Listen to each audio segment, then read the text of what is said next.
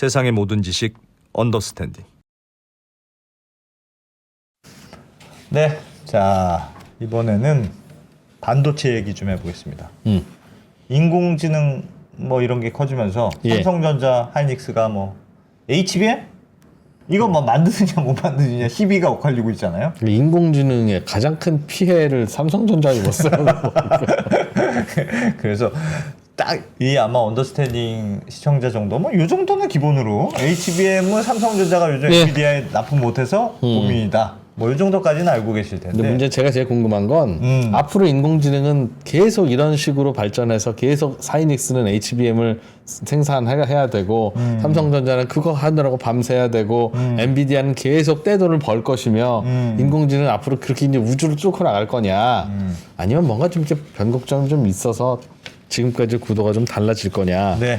뭐 HBM 또 뭐 새로운 HBM도 개발되고 있다고 해서 이건 또 뭐 어떻게 되는 거지? 그런 등등을 모두 아시는 분을 찾아내서 한국 보셨습니다. HBM의 아버지라고 네. 불린다네. 예, 이분이 여성이셨으면 뭐 어머니가 됐겠네. 카이스트 김정호 교수님 어서 오십시오. 어서 오십시오. 어서 오십시오. 반갑습니다. 감사합니다. 네, 오셔서 감사합니다. 제가 두 분을 모시는 것 같은. 저희가 그런 얘기 좀 많이 듣습니다. 니네는 왜 훌륭한 분 뻔뻔하다. 모셔다 놓고 니들이 다 뭐 나오신 분이 사회를 보지 않냐 지금.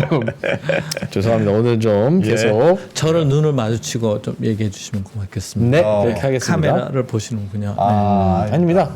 저도 네. 눈 마주치고 이야기하면 HBM 편합니다. 본질적으로 HBM이라고 하는 게 뜬 이유는 뭐라고 요약할 수 있을까요? 예, 그래서 이제 그때부터 2000년대부터 얘기를 가보면 네. 제가 너무 얘기 길게 하면 끊어주시면 됩니다. 이제 반도체 성장 법칙 중에 하나가 무어의 법칙이 있어요.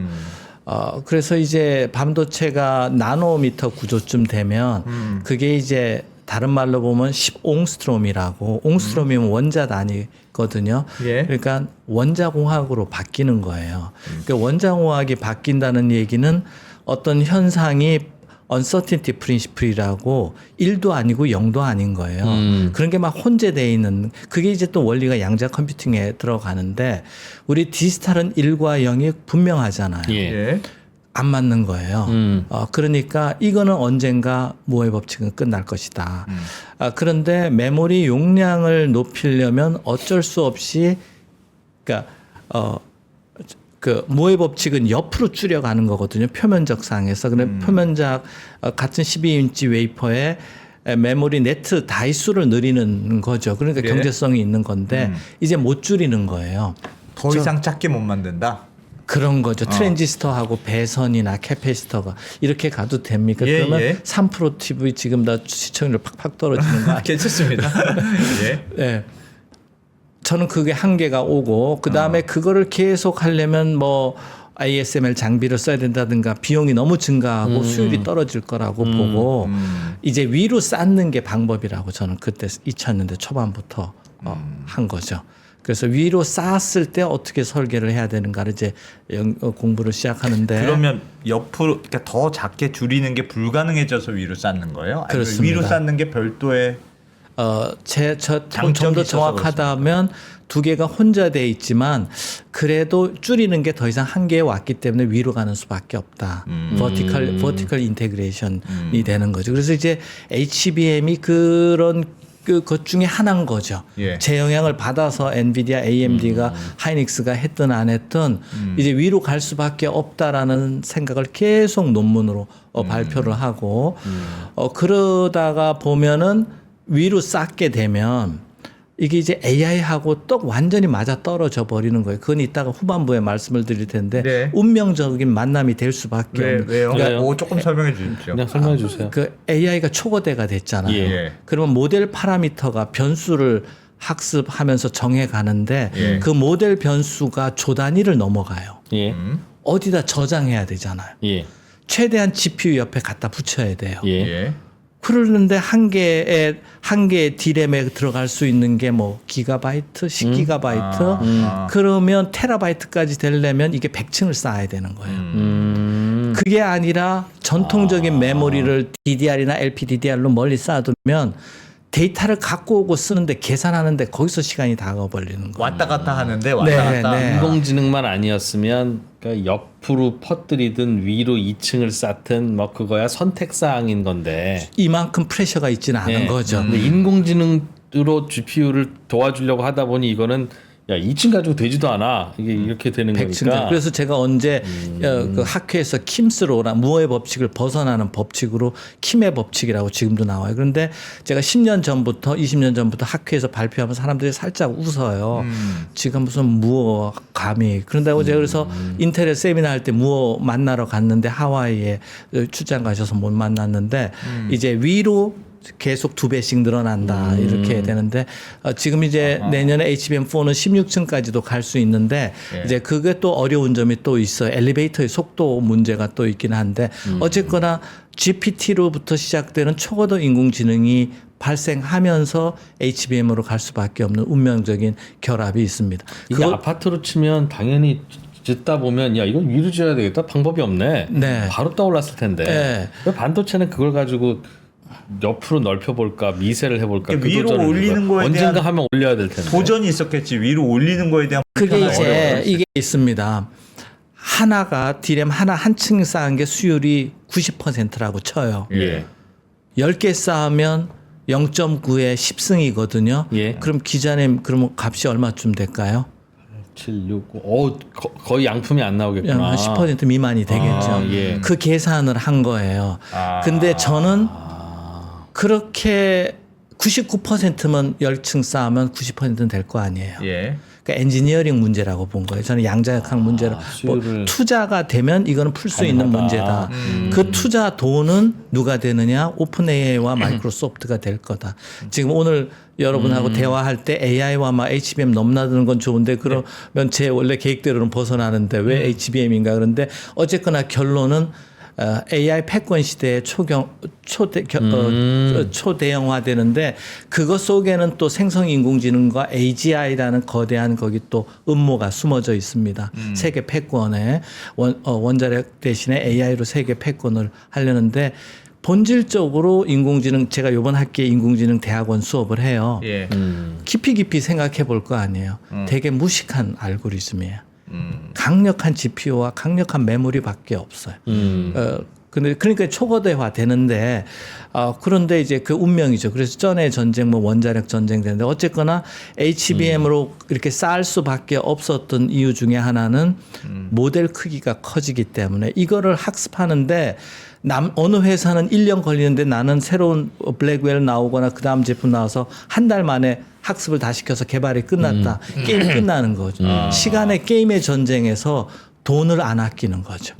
그거 있고 또 수백만 명이 동시 사용할 때 숫자의 전쟁이다. 그러니까 돈 아끼지 않고 지금 투입하는데 거기 이제 리스크는 있지만 예. 어쨌거나 그 니드를 맞춰주는 기업이 엔비디아고 엔비디아는 운명적으로 메모리 회사 HBM 회사를 끌고 갈 수밖에 없으니까 하이닉스와 삼성전자를 줄다리기 하면서 게임을 하고 있다 이렇게 생각을 합니다. 자, 그래서 왜 쌓아야 되는지 얘기 드렸습니다. 이제 왜 엘리베이터를 설치해야 되느냐 뭐 또 얘기가 되게 이제 많은데요. 네. 두 번째 제가 아까 왜 HBM을 시작했냐가 이제 무어의 법칙이 끝나니까 쌓을 수밖에 없다. 그게 운명적으로 이제 AI하고 맞아 떨어졌다. 이 말씀. 그 시기가 빨리 왔다. 네. 그리고 이제 2010년 경에 AMD하고 엔비디아가 그래픽 카드를 고성능화하는데 이제 HBM 같은 아이디어를 낸 거예요. 거기는 그래픽 카드의 성능을 화려하게 하기 위해서 근데 그 그래픽 카드에 쓰이는 수학이 행렬 계산인데 그리고 이제 기본적으로 컴퓨터가 폰 노이만 구조라고 GPU와 메모리가 분리된 그 운명은 AI하고 또 맞아떨어졌던 거예요.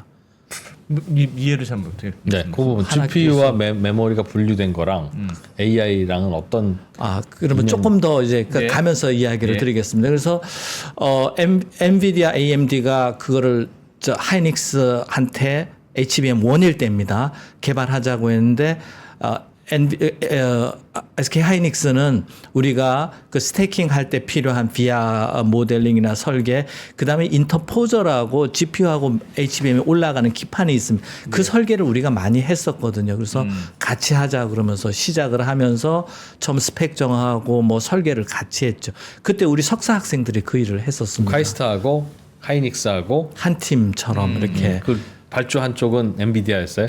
발주라는 표현이 많은 건데 이제 서로 공동 개발 AMD가 먼저 AMD 가? 했고 곧 엔비디아가 들어왔습니다. 그리고 HBM2 때 제 기억에 삼성전자가 들어왔고 그런데 그때 그분들의 생각은 그래픽 카드 게임용이었어요.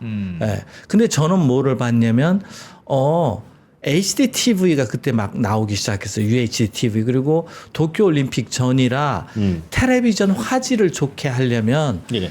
그 거기에도 텔레비전에도 프로세서가 들어가요. 이미지 프로세서라고 뭐 우리 화면을 예쁘게 만들어 줘야 되고 거기도 메모리가 들어가요. 근데 UHD TV 정도의 그 색깔과 농도와 1초에 60프레임을 하려면 GPU하고 HBM 사이에 테라바이트 퍼 세컨드라는 밴드위스, 지금 대역폭이라는 숫자가 딱 나오더라고요. 연필로 계산하니까. 그래서 우리 국내 텔레비전 회사에는 필요하겠다. 일단 시작을 하자. 그것도 왔다 갔다 데이터가 왔다 갔다 해야 많이 왔다 갔다 많이 해야 갔다 되니까. 갔다 해야 되는데 그 게임기와 마찬가지로 GPU가 계산하는 능력은 그 스레드라고 그래서 계산기를 10만 개, 100만 개를 칩에 만들 수가 있어요. 네. 그런데 메모리는 GPU 안에 넣는 게 생산성이 안 맞아요. 너무 비싸요. 그러니까 D램 공정을 따로 써야 되는 거예요. GPU 공정은 파운드리에서 하고 D램 공정은 삼성이나 SK 하이닉스에서 하는데 예. 둘을 이제 갖다 붙여야 되는 거예요. 그래서 본질적으로 GPU하고 메모리는 분리될 수밖에 없고 GPU 안에 메모리는 어차피 둬야 되는데 못 두는 거예요. 그래서 바깥에 둬야 돼요. 예. 그런데 그 계산 시간 대부분이 메모리로부터 읽고 쓰는 데 걸린다는 걸 알아버린 거예요. GPU가 그러니까 계산을 한꺼번에 동시에 하는 걸로 유명한 반도체가 했는데 GPU인데 그걸 가져와서 계산하려면 메모리에 있는 걸 끌어와다가 계산을 해야 되는 그러니까요. 겁니까? 그리고 아. 계산하고 딱 갖다 다시 써야 갖다 돼요. 놔야 되고 다시 그러니까 우리 줬다가 어렸을 때 아. 치면 우리 주선학원 다니는 학생들이 초등학생들이 칠판 전체 숫자를 뭐 엄청 써도 1초 만에 계산하잖아요. 예. 시간이 더 걸리는 게 칠판 지우고 쓰는 데가 걸려요. 예. 그래서 그럴 수 또 있겠다. 낸 아이디어가 예. 칠판을 10장을 뒤로 쌓아요. 예. 한 장씩 치우면 치우는 되니까. 거야. 아. 그게 HBM 쌓는 거하고 원리가 또 똑같아요. 그런데 또 어려운 건 지워야 돼. 또 읽으면 뭐해요. 그러니까 수백 장을 쌓아야 되고 그걸 누군가 또 합산을 해갖고 교무실에다가 전달해야 되잖아요. 예. 그런 기술이 다 엔비디아가 갖고 있는 거예요. 근데 어쨌거나 그때 제가 그걸 깨달은 거예요.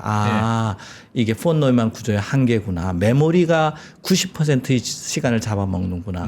그래서 여러분들이 챗GPT 쓰면 단어가 뭐에 대해서 보고서를 써주세요 하면 한꺼번에 안 나오고 줄줄이 이렇게 나옵니다. 네, 네, 네. 그 시간이 대부분 HBM에서 데이터 읽고 다시 쓰는 데 걸리는 시간이. 계산은 거예요. 행렬 계산이라 그렇게 복잡하지가 않아요. 덧셈 곱셈 이래요.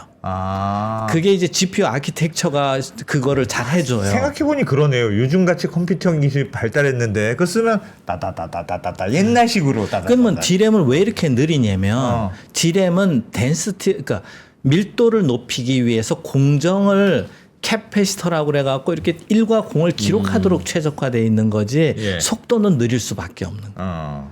그래서 제가 그때 드는 생각이 아까 킴스로라고 그래서 뭐 앞으로 계속 버티컬리 2배씩 늘어난다고 그랬잖아요. 위로 쌓는다. 그러면 GPU하고 메모리 사이에 차선을 많이 늘리자 이거예요. 왔다 갔다 할 수 있게 그러면 차선을 많이 늘리면 될 거 아니냐. 그래서 전통적인 메모리는 32개 차선, 64개 차선인데 1024개 차선을 처음부터 채택한 거예요. 그러면 차선만 많으면 뭐예요? 건물에서 빨리 엘리베이터가 내려와야 되잖아요. 예. 엘리베이터가 또 2024개가 필요한 거예요.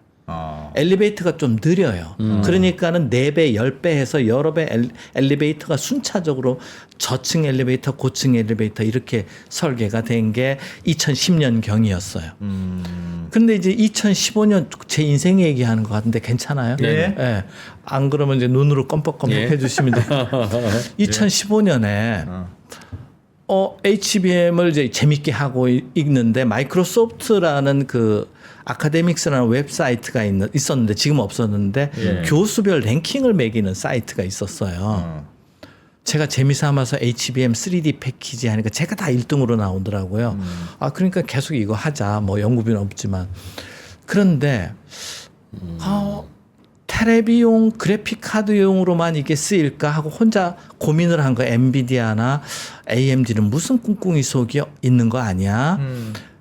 그런데 제가 이제 카이스트의 뭐 미래 자동차학과인가 이런 학과 현대 자동차에서 지원을 받아서 자동차 반도체나 자동차 인공지능 이런 거 공부하는 그런 프로그램이 있었어요. 예. 지금 없어진 것 같은데 그 제가 거기에 뭐 운영위원인가 그래요. 그러면 이제 몇 달에 한 번씩 점심 먹으면서 회의하고 신입생 뽑고 뭐 예산 조절하고 하는데 그때 신호 처리하시는 뭐 그런 젊은 교수님들이 있는데 딥러닝이라는 단어를 자꾸 쓰는 거예요. 딥러닝이 이쪽고 어쩌고 저쩌고. 한 번 들으면 제가 꽂히면 안 놓잖아요. 그래? 그날부터 공부를 시작한 거예요. 딥러닝이 뭔가? 지금 제프리 힌튼이 노벨상 받은 게 그 딥러닝 알고리즘이거든요. 네, 네. 그때 처음 등장한 2015년쯤에 그분들이 얘기했던 인공지능이 CNN이라는 인공지능인데 CCTV 카메라에 붙여서 인공지능이 범인이냐 아니냐 이게 호랑이냐 고랑이냐 그러니까 지금의 인공지능도 아니에요. 판별형 인공지능이 네, 지금은 네. 그런 인공지능도 쓰이지 않고 생성형 인공지능이라고 또 한 세대가 넘어가 버렸어요. 그런데 어쨌거나 그때 공부를 깊이 한 거죠. 예. 처음에는 반도체 패키징 했는데 인공지능이 용어 자체가 이해가 안 돼요. 그래서 무조건 외웠어요. 그냥 PPT를 100장을. 네. 지금 보니까 다 틀린 얘기더라고요. 예. 워낙 빨리 AI가 바뀌니까. 그러면서 이거 AI에 쓰이는 거 아닐까? 왜냐면 그 AI에 필요한 수학이 똑같은 행렬 계산이에요. 그래픽카드하고 똑같이. 그러니까 폰 노이만이고 뭐 다 똑같은 거죠. 나 여기 승부 걸어봐야 되겠다. 그래서 더 가속을 했고요. 그러고 한 1년 있다니까 알파고가 터졌어요. 예. 그러고 구글 TPU나 이런 데서 채택하기 시작하더라고요. HBM을. 이건 계속 가겠구나 이랬고요. 제대로 이제 일반인이나 기업이 뭐랄까 매출액으로 등장하고 주가에 나타나기 시작한 거는 이제 GPT가 등장하면서 생성인공지능이 되면서 우리 3프로TV에서 저로 불러주는데 그래서 결론으로 보면 반은 제가 신기한 거 해보는 걸 좋아하는 거 반은 운빨이었다 이렇게. 그러면 교수님 네. 궁금한 게 HBM이 이렇게 위에서 쌓아서 그러니까 GPU 옆에 메모리가 있어야 되는데 옆으로 넓히는 건 이제 한계가 있으니 위로 쌓자. 네네. 빨리빨리 왔다 가게 해줘야 네. 되는 거 아니냐. 맞습니다. 그런 거였는데 지금 AI가 요즘 뭐 많이 올라왔잖아요. 그래서 AI도 이제 투입 대비 뭐 효용이 좀 덜 나온다 할 얘기가 나올 정도로 투입 많이 되고 있는데 네. 이 지금 HBM은 지금도 택도 없습니까? 앞으로 훨씬 더 빨라야 됩니까? 아니면 이 택도 정도면 없습니다. 택도 요구 없어요? 조건에 100분의 1, 1000분의 1도 안 됩니다. 100분의 1, 1000분의 1이요? 예. 그거를 아는 사람이 샘 알트만하고 젠슨 왕하고 저하고 세 사람인 것 같아요. 네. 지금의 생성 인공지능이 어떻게 지금은 이제 텍스트를 만들어주거나 그림을 만들어주거나 동영상이나 음악인데 이걸 이제 동시에 그 생성을 하려고 그래요. 예. 그게 뭐냐면 영화예요. 예? 영화가 영화. 동영상도 동영상도 만들어주고 음악도 만들고 말만 음성도 하던 이야 영상을 만들어줘 이런 그러니까 거. 예. 그래서 제 생각에 그 샘 알트만이 뭘 꿈꿀까 보면 지금 유튜브에 올라와 있거나 숏폼이라고 그러나 짤이라고 그러나 이거 예. 다 인간이 만든 거잖아요. 그렇죠. 인공지능으로 다 도배해버릴 것 같아요. 그러면 사람의 생각과 모든 이 관념을 다 인공지능이 지배해 주는 거죠. 사람이 눈이 가장 그 정보량도 많고 빨리 흡수됩니다. 예. 그래서 사람을 헷갈리게 해서 어떤 세계에 빠뜨리는 도구가 뭐냐면 메타버스예요. 뭐 메타버스 같지 않더라도 유튜브로 그렇게 만들려고 해요. 그러면 그 정도 되려면 인공지능의 크기가 한 지금이 뭐 100억 개 조 단위라면 파라미터 개수가 학습해야 되는 게 한 1000조쯤 될 것 같아요. 그런 나라를 이제 제가 농담 삼아 천조국이라고 그러는데요. 돈도 1000조가 필요하고 그 정도 투입이 되는데 아까 HBM이 GPU 옆에 뭐 8개, 그 블랙웰이라는 거에는 GPU 2개 붙이고 HBM이 8개 붙어요. 예. 그래 봐야 1000기가바이트. 그러니까 제가 얘기하는 아까 뭐 1000조 정도 되려면 지금 암산이지만 한 1000배는 늘어야 돼. 메모리 용량이. 1000배요? 네. 그런데 그 영화를 내가 뭐 오늘 이런 주제로 영화를 HBM에 대해서 동영상 교육용 만들어줘 하면 1시간짜리를 1초에 만들어 줄고 싶다. 또 100만 명이 동시에 요구해도 하고 싶다 그러면 GPU가 1000만 대는 한 몸처럼 움직여야 돼요. 계산 양도 그렇고 메모리도 그렇고. 그러니까 지금보다 1000배는 더 빨라져야죠. 밴드위스나 메모리 용량이나. 그런데 이제 그렇게 가는데 가장 큰 어려운 점은 뭐냐. HBM의 용량을 어떻게 계속 늘릴 거냐. GPU가 아니고. 예. 그다음에 얼마나 아까 차선이 이제 1024라고 그랬잖아요. 예. HBM4가 되면 2배, 4배 될 것 같아요. 그게 10배, 100배 되려면 그 연결 개수가 10만 개는 돼야 돼요. 그러면 어떻게 이 구조가 인프라스트럭처가 될 거냐. 그다음에 그 GPU하고 HBM이 있는 모듈 하나를 우리가 렉이라고 그러는데 그게 10만 배, 100만 대가 서로 연결해서 통신을 해야 돼요. 그걸 어떻게 이렇게 그걸 AI 슈퍼컴퓨터라고 그래요. 예. 그다음에 그걸 운영하려면 소프트웨어가 필요해요. 스쿠다라는 같은 소프트웨어가. 그러니까 지금보다 훨씬 많은 요구 조건이 있어요. 그다음에 열도 뭐 손바닥만한 GPU 하나가 1kW인데 뭐 그러면 뭐 기가와트가 필요하고 원자력 발전소가 필요하고 냉각이 필요하고 그래서 기술적인 난이도는 계속 있는데 샘 알트만이 꿈꾸는 그런 모든 인간을 동영상으로 뭐 생각을 도배해버리겠다는 데까지 가려면은 아직 많이 남았다. 근데 이제 너무 많은 돈과 기술이 필요하니까 예. 그걸 이제 극복해야 되는 문제, 경제학적인 문제, 그다음에 이윤이 안 들어오고 여러 가지 이제 데스밸리 같은 게 생길 수는 있는데 기본적인 수요 조건은 매년 아마 엔비디아는 2배씩 빠르고 2배씩 용량이 느는 HBM을 요구할 것 같습니다. 그러면 지금은 뭐 6층 뭐 그 말씀하셨던 것 같은데. 네. 그럼 그게 16층. 지금 16층. 내년에 16층 내년에 정도. 16층 그게 막 1000배 넘으면 막 1000층 이렇게 가야 됩니까? 근데 이제 그렇게 1000층 어떻게 쌓아요? 1000층을. 네. 100층을 또 10번 쌓으면 돼요. 그건 사람이 생각하기 나름인데 이제 공학인데 어려운 점은 뭐냐면 아까 냉각 이런 게 좀 어렵습니다. 오히려? 열전도 온도가 높아지면 이게 힘이 현상 뭐 이런 게 어렵고요. 예. 더 어려운 거는 GPU는 하나잖아요. 네. 그게 높이가 한 750 마이크론 정도 돼 1mm가 조금 안 돼요. 예. 근데 HBM 이렇게 쌓아도 그 높이를 현재 맞춰야 돼요. 이게 너무 100층까지 높아지거나 1000층까지 되면 냉각 구조가 바뀌어야 돼요. 그러니까 슈퍼컴퓨터 하는 사람들이 또 표준화가 돼 있어서 이걸 잘 안 바꿔요. 그래서 제가 상상하는 거는 한 16층에서 32층으로 멈추고 예. 아파트 단지처럼 단지화하는 게 방법일 그게 것이다. 무슨 말입니까? 공간 간격을 줄인다. 지금은 단지화한다는 HBM이 쌓고가 하나가 아파트 하나잖아요. 예. 옆에 여러 개로 단지를 이제 아파트 단지형으로, 단지형으로. 단독동이 아니고 단독동이 아니고 그래서 뭐 그런 게 한 100개 들어가고 100개 들어가면 얘하고 또 연결하고 하면 된다. 그 좋은 포인트를 말씀하셨는데 그럼 HBM끼리 서로 소통을 해야 될 거 아니에요. 예. 그런 기능이 이제 HBM5, 6부터는 들어가고 그럴 것 같습니다. 왜냐하면 지금의 컴퓨터 구조는 네. HBM의 데이터를 읽고 써야 되잖아요. 예. 쓰고 나면 어딘가 또 갖고 가야 될 거 아니에요. 그래야 저장을 해놔야 되겠죠. 저장해놓거나 고객한테 뿌려줘야 될 거 아니에요. 예. 그러면 반드시 GPU와 CPU를 거쳐서 가게 돼 있어요. 예. 그렇게 권력 구조를 만들어 놨어요. 처음 시작할 때 CPU가 인텔이 왕자고 게임기 업체는 거기서 명령이나 데이터 받아서 도와주는 역할을 한 거예요. 예. 그래서 우리가 그걸 가속기라고 얘기를 해요. 그 옆에 또 보조 장치로 메모리가 붙어 있었던 거예요. 그러면 내가 이 HBM에서 학습 잘한 데이터를 생성한 거를 어디다 보내려면 GPU, CPU를 거쳐가야 되는 거예요. 그러니까 허락을 다 받아야 되는 거예요. 예. 그러니까 어떻게 보면 종속 구조이기도 하고 허락받는데 지나가는데 시간이 많이 걸리는 거예요.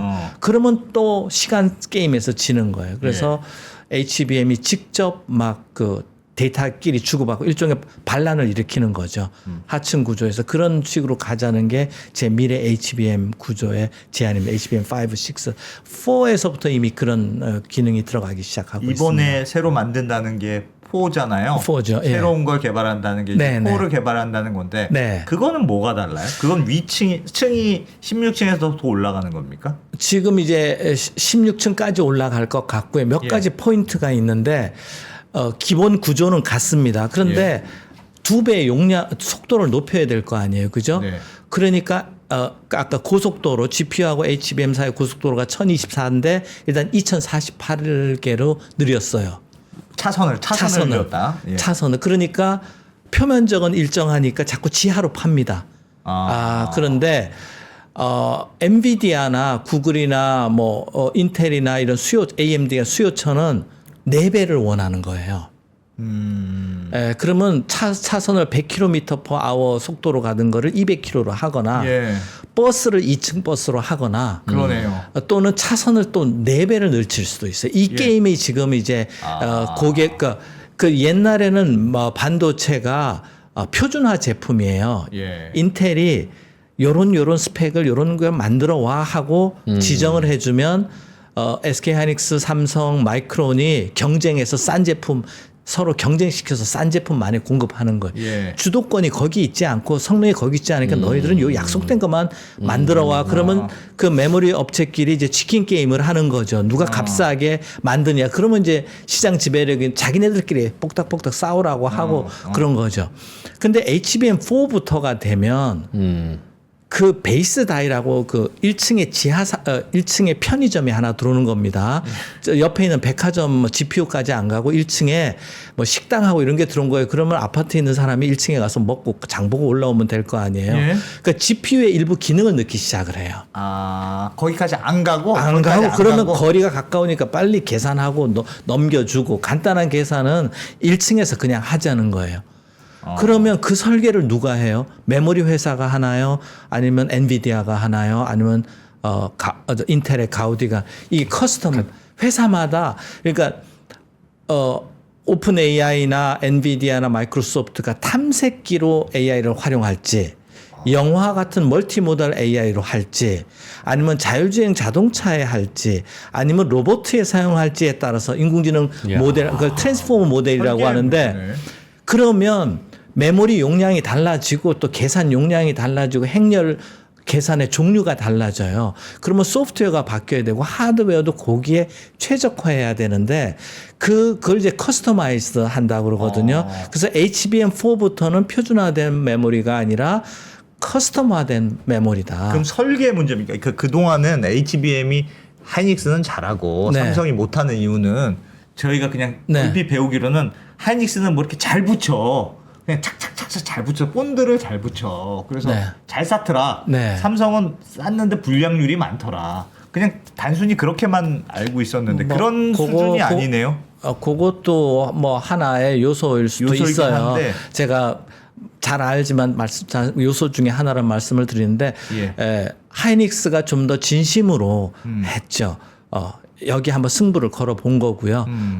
삼성전자는 워낙 잘 되는 부잣집이니까 이제 제가 하여튼 비즈니스 얘기는 오늘 안 하는 걸로 하고 그런데 HBM4부터는 완전히 삼성전자와 하이닉스가 완전히 재충돌하는 거다. 그래서 삼성전자도 지금 총력을 기울이고 있고 SK 하이닉스도 총력을 기울이는데 설계 입장에서 공정도 있고 재료도 있고 하는데 설계 입장에서 보면 새로운 국면을 맞고 있다. 그러니까 HBM하고 GPU하고 경계가 무너지는 거예요.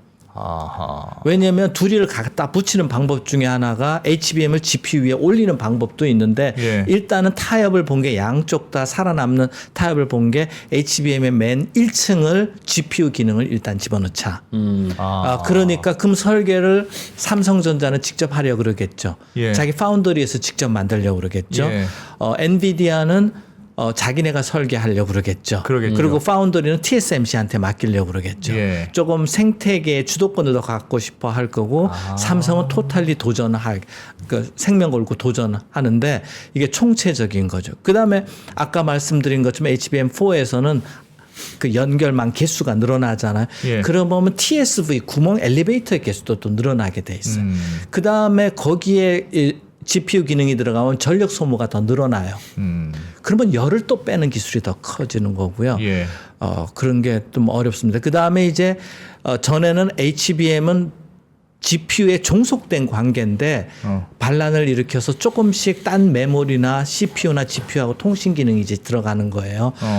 그렇게 되니까 어떻게 보면 새로운 전장터가 발현되고 있습니다. 그래서 HBM4가 블랙웰이라고 지금 뭐 엔비디아가 그건 HBM3E로 사용되는 것 같은데 지금 뭐 자꾸 딜레이 되잖아요. 그 뭐 여러 가지 문제 때문에. 예. 근데 HBM4는 아마 HBM4의 성능이 전체 엔비디아의 운명을 좌우할 수도 있습니다. 예.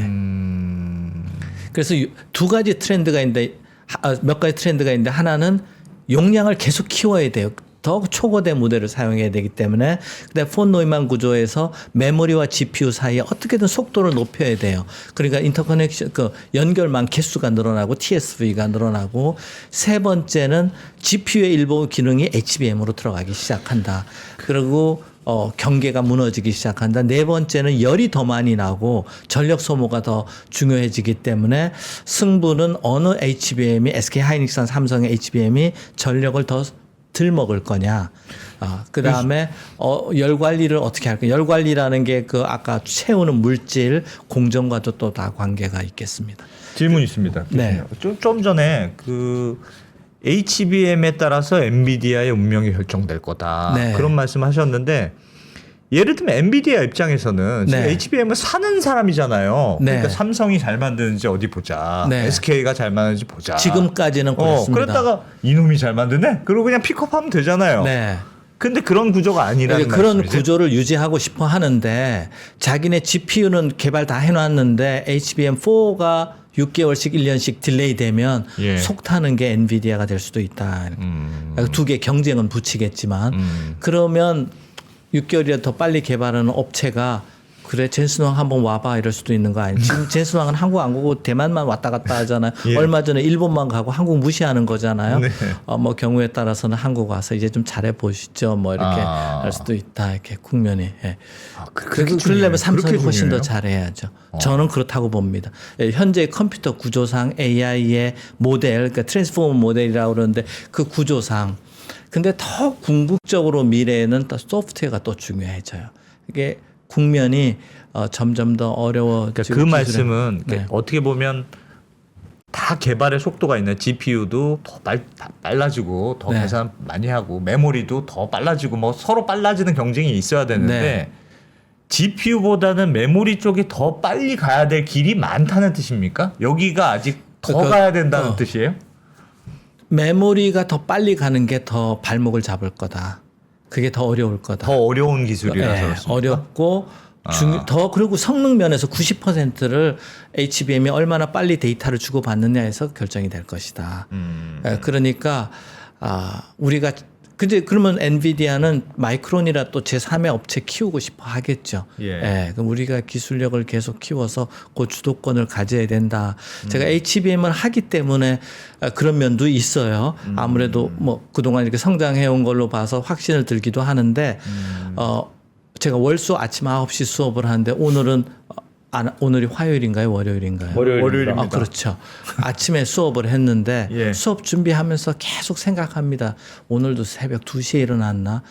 수업 내용은 알죠. 그 의미를 재생각하고 되씹어보고 그 이제 오늘 수업은 이제 인공지능 강화학습이라고 해서 인공지능 내용인데 그런데 제가 HBM은 또 연구하잖아요. 동시에 생각해 볼수록 이런 확신이 듭니다. 예. 지금은 이거 좀 전에 좀 중요한 질문인 것 같아서 즉 GPU가 있고 메모리가 있고 네. 그 사이에 연결도 해야 되고 네. 발열도 잡아야 된다. 그렇습니다. 또 요약을 할 수 있으면 전력 소모도 줄이고 딱 같습니다. 발열 같은 네. 방법이겠죠. 이 중에서 뭐가 제일 지지나예요 지금? 즉 결국은 이놈 일단 때문에 이놈이 제일 뒤쳐져 있어. 제가 보기에 잘 쌓는 거 중요하고요. 그거보다 더 중요한 게 빨리 데이터 보내는 게 도로. 중요하고 전력 소모 그러니까 이게 점점 중요해지는 다 순서입니다. 중요하죠. 예. 그다음에 전력 소모를 줄이는 게 중요하고 그다음에 열 관리. 열 관리가 10점이라면 전력 소모가 7점, 속도 5점, 잘 쌓는 거 3점 그렇게 랭킹을 매기겠습니다. 앞에 거가 다. 더 그러면 중요하고. 지금은 나머지는 더 넣을 수 있는데 열 관리가 안 돼서 3개밖에 못 넣네. 뭐 이런 상황이라는 뜻인가 봐요.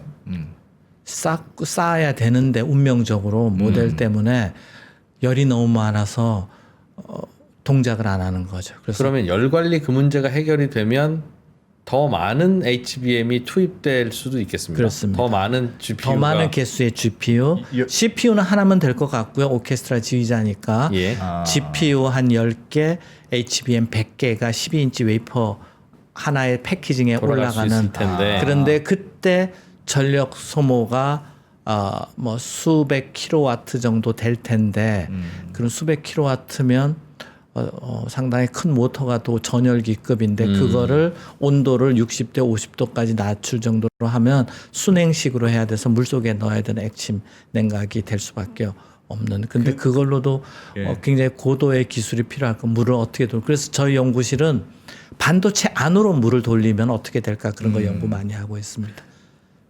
방열판을 자동차 같은 경우는 물을 돌려서 바깥에서 어떻게 공기로 냉각하잖아요. 예. 물이 매개체가 있잖아요. 예. 그러면 어떻게든 엔진과 물이 접촉하는 면적에 따라서 그 냉각이 달라지는데 반도체 안으로 TSV처럼 물을 돌려야 되지 않느냐 이렇게 해서 시뮬레이션 상이지만 그렇게 연구를 하고 있습니다. 나중에 이제 영하 200도인가 273도가 절대 연구니까 액체 질소나 액체 산소 쪽에 집어넣자 그런 연구까지도 미래 미세 공정 다 해놨는데 발열장들하고 더 커져야 되겠네. 커져야 될 것 같은데. 안에 물 파이프 넣으려면. 예. 그러니까요. 그러고 하여튼 뭐 컴퓨터 켰을 때는 100도인데 껐으면 0도다 그러면 이게 켰다 꺼졌다 하면서 온도가 내려갔다 올라갔다 하면 이제 이게 휨 현상이 생겨요.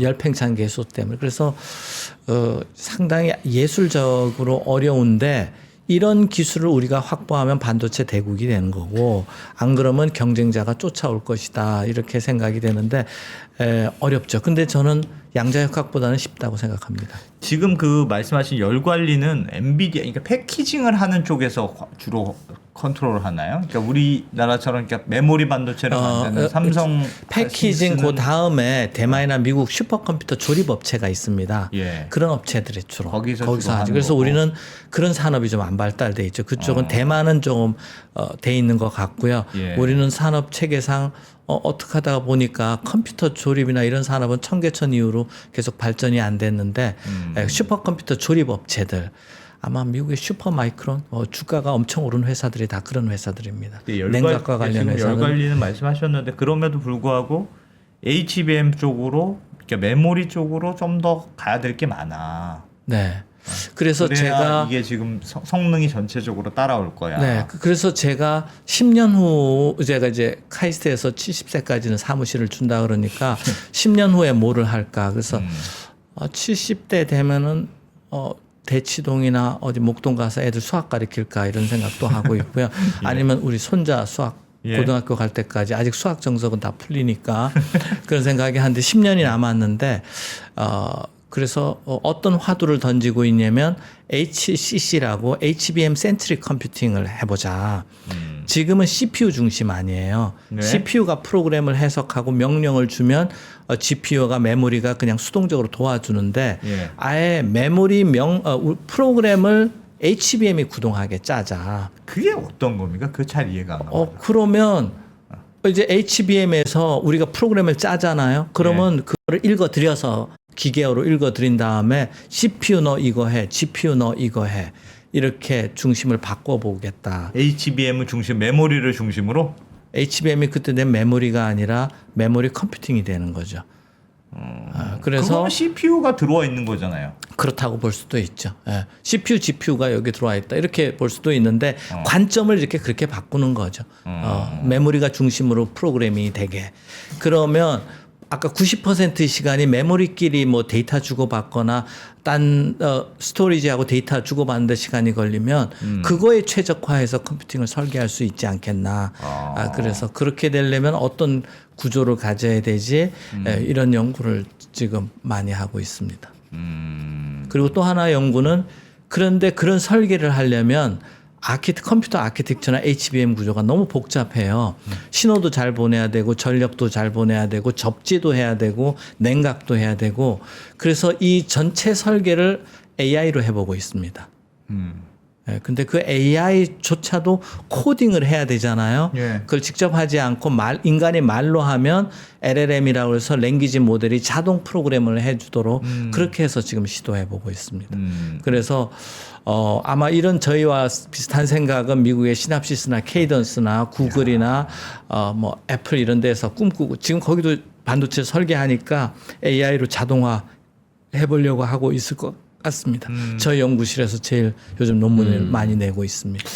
그때 그거 말씀하신 그냥 제가 잘 모릅니다만 그냥 생각하기로는 그러니까 메모리를 중심으로 뭔가 더 이게 GPU도 있고 CPU도 있고 메모리도 있는데 네. 그걸 메모리를 중심으로 하자는 발상은 발상의 전환이긴 한데 네. 우리가 그거 잘 못하는 이유가 기술이 없어서 그렇잖아요. 우리나라는. 기술 없고 사람 CPU도 없는 제대로 못 근데 만들고. 우리가 기술 없고 사람 없는 거는 똑같고요. 네. 그렇지만 꿈꿀 자유는 있잖아요. 그런데 예. 이제 메모리 중심이라는 건 일단 우리가 메모리는 잘 하니까 예. 그 위에서 자꾸 확대해 나가자는 생각이 있는 거죠. 그러려면 이제 우리 기업에서 필요한 인재도 또 형태가 달라지죠. 이제 컴퓨터를 해야 되니까 소프트웨어를 잘 알아야 되고 컴파일러, OS, 컴퓨터 아키텍처 이쪽 인력은 우리가 없거든요. 예. 거기서부터 시작해서 GPU, HBM 설계부터 공정까지 그걸 우리가 테크놀로지 스택이라고 그러는데 한 10스텝 정도 됩니다. 제가 그 스택을 다 이해하는 사람은 누굴까 제가 들어보면 젠슨 황이 하는 단어를 쓰는 걸 보면 다 알고 있더라고요. 아니면 누군가한테 누가 가르쳐주고 배웠구나. 있겠죠. 리자수도 알고 있어요. 그래서 우리나라 리더들이 이제 그 공부를 해야지 안 그러면 메모리 하청 기업으로 가면 중국과 미국 기업한테 치여서 그러니까 어차피 생존 게임이라고 생각을 합니다. 선택의 여지가 없어요. 예. 좀 다른 얘기인데 리자수나 젠슨 황이야 뭐 창업주니까 그렇다고 쳐도 네. 리자수는 월급쟁이잖아요. 뭐 스탁 옵션은 많이 받을 것 같습니다. 네네. 예. 물론 그렇지만.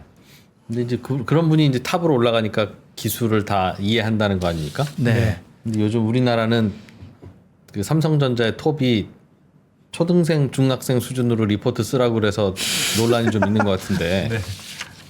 제가 그거에 대한 직접적인 답은 하는 거는 좀 조심스럽고요. 예.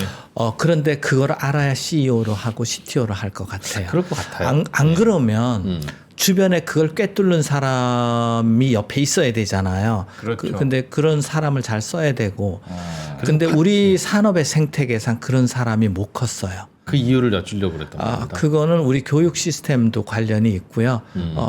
배운 거 열심히 하는 거지 뭐 세상을 이렇게 바꾼다, 주도한다 이런 좀 벤처 정신이 좀 적은 것도 있고 또 하나 우리 D램이나 메모리의 성공 신화에 너무 빠져 있지 않는 다 이렇게 잘 됐다 이런 것도 있고 이렇게 아까 버티컬 스택 소프트웨어 AI부터 버티컬 스텝부터 공정까지 다 아는 사람이 계속 승진할 수 있었을까 이런 우리나라에 그건 잘 그래? 다 알면 왜? 잘 알면 도움이 되지 않았을까요? 온 다음 기회에 제가 우리 이제 그거는 우리 산업의 문화, 우리의 우리 시대적인 문화, 예. 우리 국가의 문화 다 관련이 있는 것 같습니다. 그러니까 이런 화두는 제가 오늘은 그 주제로는 조금 안 가고 알겠습니다. 그거 네. 교육과 인재에 관해서는 이것도 우리 뭐 3박 4일 해야 되는데 고객님들 그럼 한번 시간 내서 해주세요. 다음에. 네, 그게 우리 교육 시스템도 있지만 전 세계 산업 생태계가 우리 산업한테 그런 걸 기회를 주지 않았어요. 우리가 해본 적이 없어요.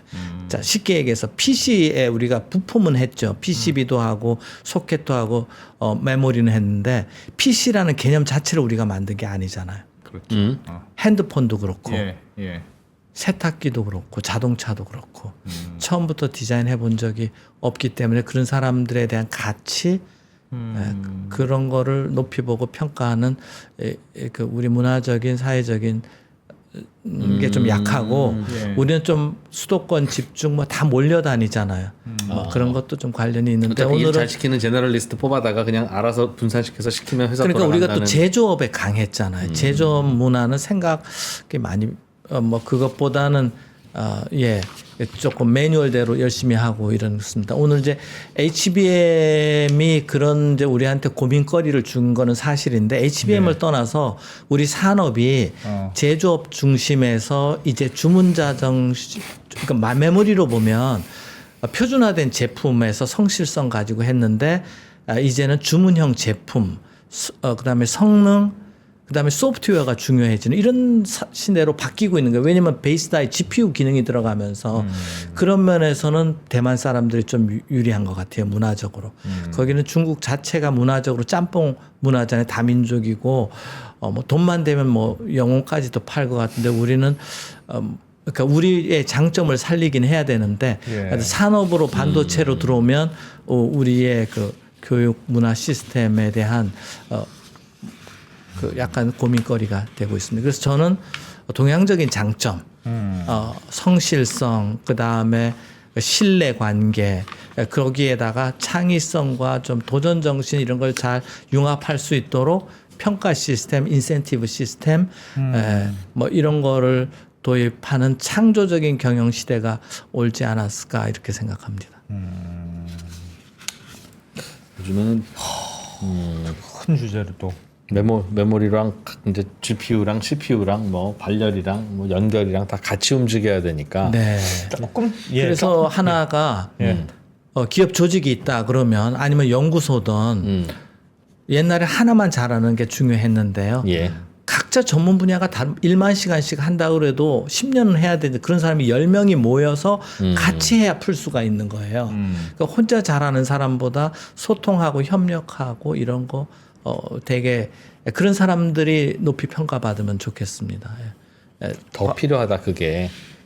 그게 더 필요하다. 더 필요하다.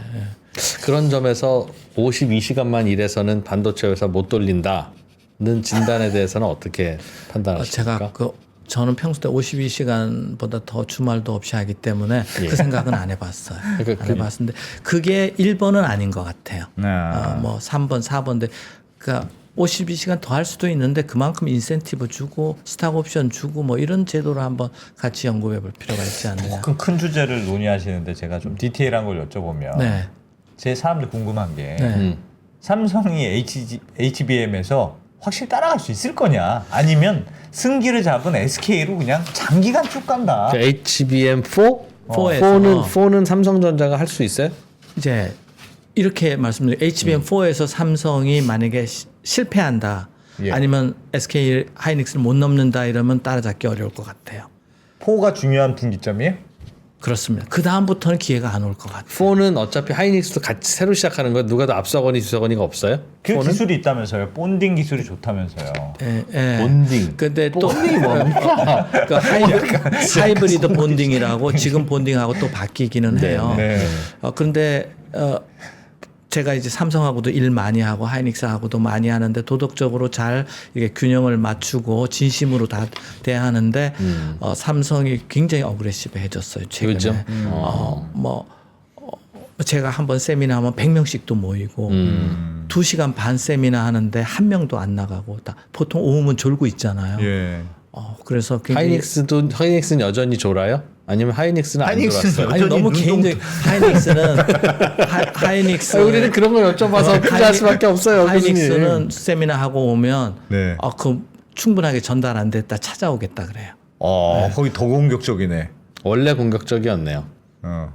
그런 제가 비교는 오늘 제가 예, 왜냐면 알겠습니다. 양쪽 다 알겠습니다. 이런 알겠습니다. 저는 진심으로 제가 알아서 우리나라 알겠습니다. 기업들이 둘 다 발전을 해야 돼요. 예. 그래서 선의의 경쟁하면서 1, 2등인데 SK 하이닉스도 열심히 하고 전사적으로 삼성도 그래요.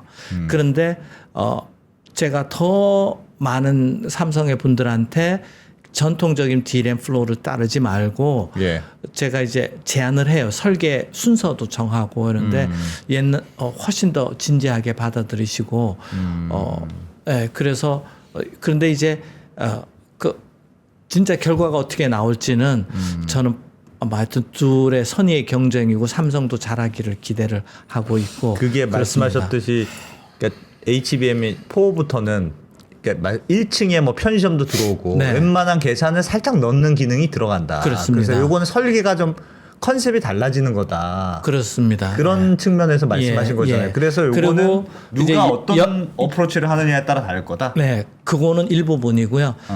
자, 전력이나 온도가 더 심각해질 거다 이렇게 보는 거예요. 위로 더 쌓으니까. 네. 예. 전통적인 D램 설계는 셀을 어떻게 작게 만들어서 단위 면적당 메모리 캐패시티를 얼마나 늘릴 거냐 거기에 집중이 돼 있어요. 예. 저는 순서를 바꿔서 열 빼는 것부터 설계해라, 전력 소모 줄이는 것부터 설계하고 남는 땅에다가 메모리를 넣어. 그러니까 파격적으로 역제한을 하는 거죠. 예. 제의가 틀릴 수도 있지만 발상이 다른 건데 그걸 받아들였으면 잘 될 것 같고. 예. 그게 왜 중요합니까? 그걸 거꾸로 하는 게 왜 중요해요?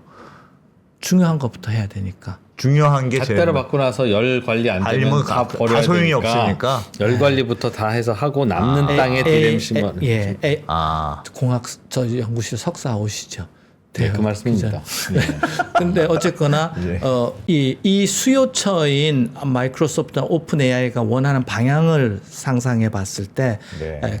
그거를 또 실현했을 때 입장에서 중요도가 그렇게 간다. 근데 물론 이제 셀 설계도 잘하고 수율도 높여야 되지만 뭐 제가 중요하다는 거를 간과하면 퀄 통과를 못 할 수도 있죠. 아니면 똑같은 퀄 통과해도 여기는 10와트 쓰던 걸 여기 9와트 쓴다.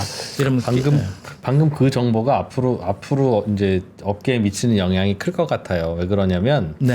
그 예를 들면 교육 방송 같은 그 멀티 브로드밴드가 없었을 때는 네. 교수님 한 분이 가르칠 수 있는 학생 숫자가 60명밖에 안 되니까 네. 학생들을 많이 가르치려면 교수님도 한 100명이 필요했었잖아요. 네. 그런데 병목 교수와 학생 사이의 병목이 풀어지면서 네. EBS 강사 한 명 가지고 전국에 600만 명이 공부하잖아요. 네. 그러면 만약 그런 시대가 되면 교수님의 수요는 줄어드는 거 아닙니까? 네. 이제 이런 식으로 변화가 오면 지금은 CPU 하나에다가 GPU 2개 넣고 뭐 메모리를 HBM으로 쌓고 이거 요게 하나가 보통 세트인데 네. 여기서 열 관리가 만약에 문제라서 여기 병목이 풀리면 네. 뭐는 늘고 뭐는 줄어요? 그런 변화가 있을 것 같은데요. 지금은 다 한 방향으로 가고 있어요. 예. 모델 수가 크고 전력 소모가 늘어나고 유일하게 그런데 이제 그런데도 불구하고 전력 소모를 줄이고 열이 덜 나게 하는 방법이 있어요. 예. 그거를 제가 강의를 많이 하는데 평소 때 놓친 부분들이 많이 있어요. 뭐 SK 하이닉스나 삼성전자나 그거를 우리가 시그널 인테그리티라고 얘기하고 파워 인테그리티라고 얘기를 하는데 그건 전문 분야이긴 한데 그런 어떤 기법이 있어요. 그게 적용이 되면 같은 기판 안에 메모리는 더 많이 들어갈 수 있다. 같은 메모리에 전력 소모를 줄이고 수 있거나 그렇죠. 그럼 같은 말이네요. 같은 전력 소모라면 더 많은 메모리가 들어갈 수 있다. 네. 는 거라면 또는 속도를 높이거나. 그러면 GPU나 CPU는 더 필요는 없습니까? 그런 그래도 상황에서 또 필요합니다. 그렇게 되면 또 메모리가 더 많아지면 여기도 또 필요하다. 그러면 어이구 되네 또 하나 GPU 더 느리고. 근데 이 모든 게 생성형 AI가 스케일링 법칙이라고 해서 계속 모델 숫자가 늘고 이걸 통해서 사람들한테 동영상을 계속 만들 수 있다는 제 가정 하에서 그렇습니다. 그리고 거기 필요한 돈이 1000조에서 1경 정도가 필요해요. 그러면 지금 뭐 마이크로소프트나 이런 데가 1년에 100조 한 투자하는 회사가 10개는 있어야 되는데 과연 계속 그 돈을 넣을 수가 있느냐. 그다음에 그만큼 생산성이나 뭐 수율 뭐라 그러나 이득이 나느냐, 자본 리턴이 있느냐. 그거에 따라서 2, 3년 후에 한번 위기가 올 수도 있습니다. 당연하겠죠. 그래서 저는 2, 3년은 계속 이걸로 갈 거다. 근데 장기적으로는 이게 1000배로 클 사이즈까지는 맥시멈으로 갈 수 있다고 보시는 거네요. 돈이 돼야죠. 돈이 돼요. 돈이 돼야지 그게. 네. 지금 우리가 뭐 우주선 명왕성으로 뭐 수십만 대 안 쏘아도 보내는 이유가 네. 그 돈에 투자 안 한 이유가 갔다 온들 뭐 돈벌이가 되겠나 싶어서 안 가는 그러니까 거잖아요. 이런 생각을 해봅니다. 그러면 그 돈을 어떻게 개인들한테 긁어갈 수가 있을까? 그래서 제가 그 정도 돈을 혼자 연필로 계산해 보니까 우리 핸드폰 사용료가 뭐 한 달에 10만 원이다. 예. 그 정도는 안 되겠더라고요. 전 세계 인구가 한 30만 원에서 50만 원 써야 되겠더라고요.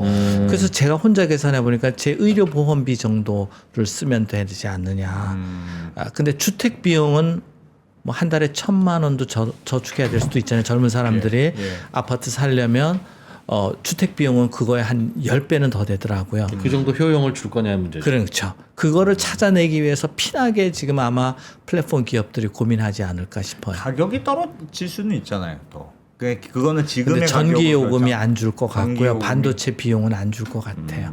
제 생각은 그렇습니다. 뭐 엔비디아나 HBM 가격은 일단은 떨어뜨리지 않을 것 같고 떨어뜨리기도 어렵고 아까 지금 오늘 얘기한 거 보면 굉장히 코스트가 많이 들어갈 수밖에 예, 없잖아요. 예. 그리고 운영 비용이 많이 들어가고 그러니까 그만큼의 그 이익을 낼 수 있느냐.